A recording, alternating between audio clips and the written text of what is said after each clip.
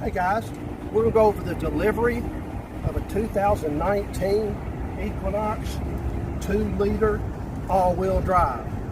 So even if you have a different trim level, many of these things will apply, so use the one that you want. Most of the time your salesperson would have gone over these features and he should have gone over some depth. The Beatty Chevrolet, we have a tech that'll go over all these features with you. So some people are real knowledgeable, but they need a lot of instruction and some don't. So we're going to do a basic delivery. We're not going to do a deep dive.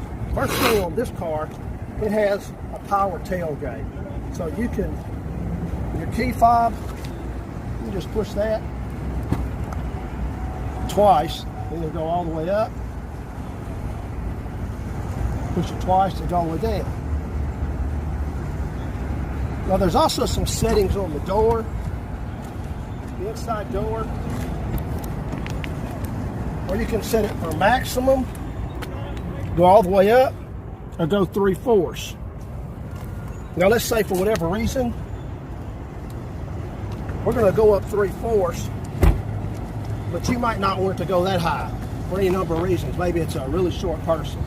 So that's 3/4. So what we're going to do is set it.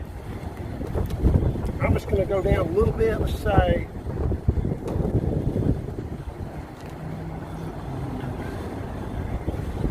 I'm going to put it right here on my shoulder. There's a little button under here. Heard that beep twice.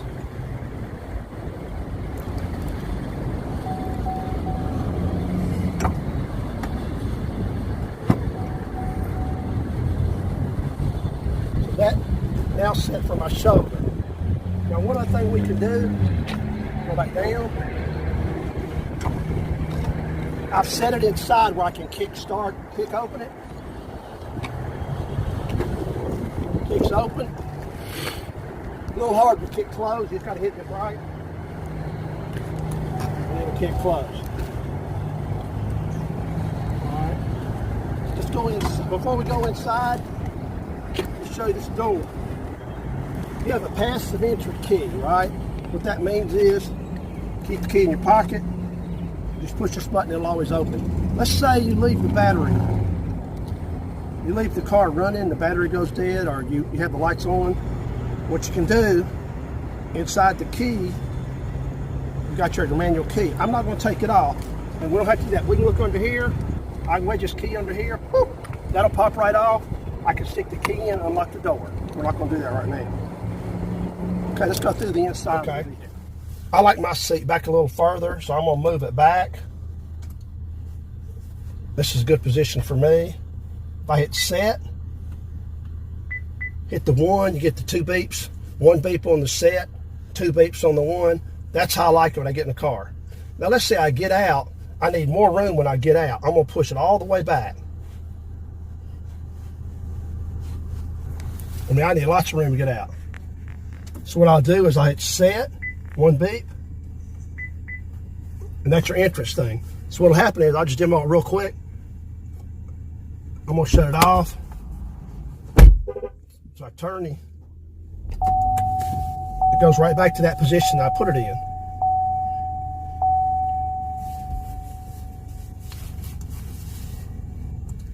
And then when I turn it off, it's going to go way back where I had it before. Okay. Well, some of this stuff is pretty common. We won't spend a lot of time on it. This vehicle has automatic lights. I'm not sure if you can see what I'm doing, but there's some lights right here. And what I'm going to do is just turn this whole light switch, and I just turned automatic off, and now I just turned automatic on. You have your fog lights here. All I do is push the button. That came on. And these are my interior lights right here, which when the lights, at nighttime, you'd be able to see those lights. And of course, when you get in your car, you want to get your mirrors straight. Now, when this car backs up, when you put it in reverse, you can have the mirrors tilt. I don't like the mirrors tilting.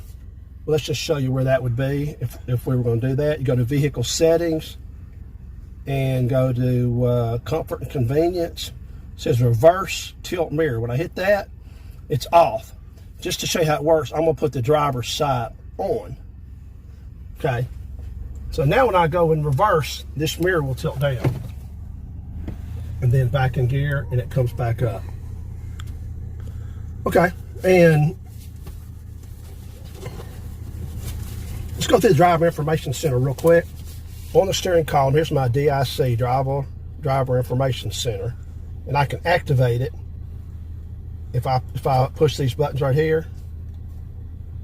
Okay, let's go ahead and I'm gonna move it over. The little home, that's my home button. Tells me how many miles I can go. I'm not gonna go through all that. That's not really important.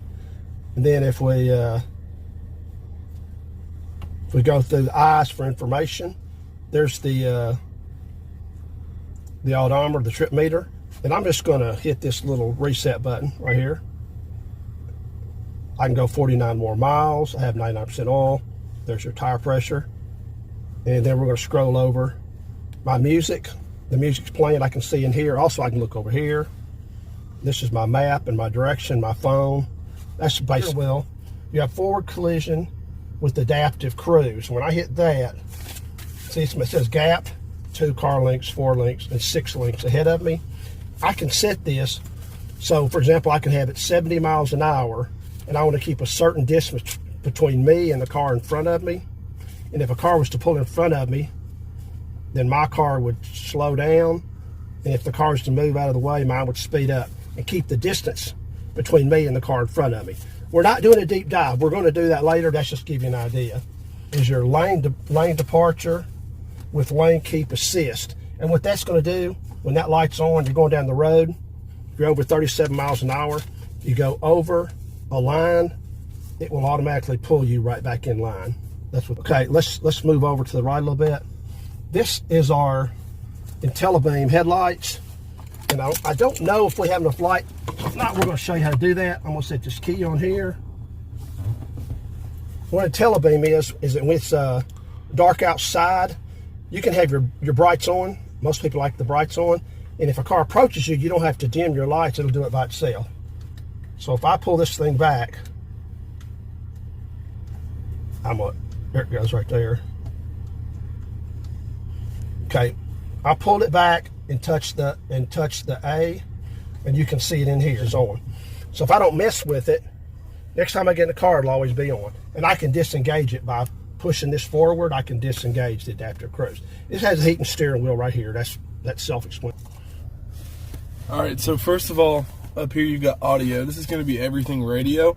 So you can just select from here AM, FM, and XM. With purchase of this vehicle, you'd get 3 months of XM radio for free on Beatty Chevrolet. So that's a good feature as well. You save favorites up here just like you would with a regular non-touch screen. You can save AM, FM, and FM channels here right next to each other. So just show you all real quick. Just press and hold. It's real simple. Another cool way that they've done this is if, say, you're on 87.7 and you need to get to 107.7 and you don't want to hit seek 1,000 times, you can just type it in here. It gives you the period, so 107.7, hit the back button, and it's playing there. So that's a really good feature there. Now, next with phone, this is for the Bluetoothing of all phones. So this will allow you to make calls, receive calls, and also play music without a cord. So all you do is come in here to add phone, and I have an Apple iPhone, so I'm just coming in here to my settings, my Bluetooth settings.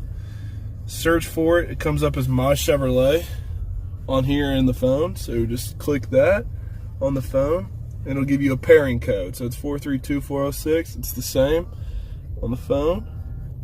So pair on both. Now it'll ask you if you want your contacts to download. You're going to want to hit allow. And it should ask you the same for messages. Let's see here. It might not. So let's go back here to phone. Now you'll realize that allowing my contacts to be shared with the vehicle. Now you can see it's importing all my contacts, all my recent calls. And what this is good for is, say I wanted to call, just say Aaron Benorden for this case. So all I would have to do is hit the push to talk button on the steering wheel and say call Aaron Benorden. So I can make a phone call without even taking my hands off the steering wheel.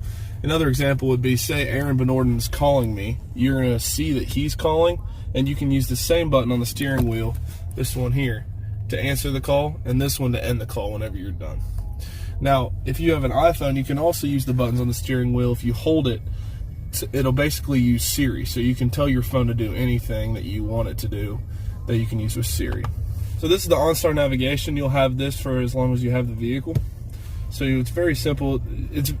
There's a tracker in the car that'll set up as soon as you park it at your home residence for a couple times, and so you can set that up here, and you can just edit, and so it'll just pop up whenever you're ready to go. So let's just type in, let's say University of Tennessee. We're here in Knoxville. So it'll pull up just for different points of interest. It's this one here, Alcoa Highway. So it'll pull that up, give you the ETA. All you have to do is hit go. Now what'll happen is, as soon as you start making turns, you'll hear she'll come over the radio. She'll mute whatever you've got going on and tell you if you got a turn coming up or what you need to do. So this is super helpful. And like I said, you'll have this for as long as you have the vehicle, so you won't have to pay extra for that or anything like that. Also, this car is 4G LTE Wi-Fi capable, and that's done through OnStar, so you can actually pay OnStar to have additional Wi-Fi on your phone. You can connect up to 7 devices, and it has great internet speed, so that's great for streaming Netflix, checking emails, all kinds of stuff that you can do on the road. Apple CarPlay and Android Auto work. Drew has an Apple. On the Apple phone, you don't have to download an app. On an Android phone, you will have to download the latest version of Android Auto for your phone. Okay. So really, all you have to do for an Apple phone is connect to the charger down here in the center console. Just have a regular Apple cord. Just plug it straight into your phone. A message will come up on your phone that you just have to allow Apple CarPlay. So you just ignore that. Apple CarPlay with Chevrolet, just hit allow. Now, as you can see on the screen, it's transmitting all of the apps on my phone that are compatible with the GM screen. So as you can see, I've got phone on here. And Apple users, it's very simple. You can use it just like your phone. So it looks just like an Apple phone. Go in there, recent calls, favorites, contacts. You can even go in here into messages and do that as well. Who do you want to send? Okay. You can send and receive text. It'll read your text to you while you're driving. The main reason that they do Apple CarPlay is so that you can use your Google Maps. See, it's got your home already calculated in there, different locations that you've been to already. And Waze is a new social networking traffic app where people can report wrecks and cops and stuff like that. So you can use that. It's just became compatible in November of 2018. So it's fairly new there. And of course, Spotify, Apple Music, all those music platforms are compatible as well. If you want to use the Infotainment 3, which is what this is, you're going to do one push. What would you like? Tune FM 98.7. One moment, please. Okay, tuning to 98. I turned it off. Now, if I wanted to get information off of my iPhone or Drew's iPhone, I do a long push. Take me to 9615 Parkside Drive. Getting directions to 9615 Parkside Drive, Knoxville. And just like Drew said, that's the way it works. And you can, if you want to leave your car, you can just unplug it and everything will just... So this users app is really cool. So what you can go in here and do is create a profile. You can set all the seat stuff like Steve was showing you. You can set different seat settings for each user. You can set different phone programs for those as well. You can have that for up to 7 drivers. So really everyone in your family can have a different settings of their own personal choice. So it's just really real cool. quick, earlier when we started, we were doing the hands-free liftgate, and that's where you can have it off, where it won't automatically open with the kick or with the knob inside or with the fob. You can have it open only, open and close, or open. I'm sorry, open only or open and close. We set it to open and close. Drew, is there anything else in the settings that you think people need to know about? Really, the only other thing that you'll see a lot, whoops, is the rear seat reminder. So this is a really cool thing. We'll turn that on. So basically what that is say you go to Kroger and get some milk and you put it in the back floorboard. Whenever you get home, you're going to get a notification on this screen here, the driver information center, and it's going to say rear seat reminder. What that's telling you is you've opened the back door before getting in and driving somewhere. So it wants you to check the back seat and make sure you don't have a kid or some food that's going to expire if you leave it in the back for too long. So that's a really good feature that Chevy does on all their cars now, is the way you want to drive. This is a wireless charger. Now I have my phone, it's my camera, and Drew's phone's a little bit older. This charger is truly amazing. The last couple of years you had to jiggle your phone around. You can have your case. You lay your phone down, and you'll see a little lightning bolt light up. And I mean, first time, every time it'll work. I can try mine. I don't think it'll work. But. Oh, it is too. Look at it. Well, we did. So I've told you they're incredible. So just right there. See how it's charging there? Okay, this is a wireless charger, and pretty much any phone you lay it in there, and it's going to charge. They've made great improvements on this charging situation. And two more things that I want to mention. One is if I push the brake and I pull, this is the electronic parking. My parking is set. If I push down, then I just release. One thing that's real important is Chevy has had a stop-start technology since 2013 on the Malibu. A lot of people have been frustrated with it. It helps you with your gas mileage, but people don't believe, or people don't know that you can turn it off. You can. So if you look over here, it's got auto stop-start, right? And let me mention a couple things on this.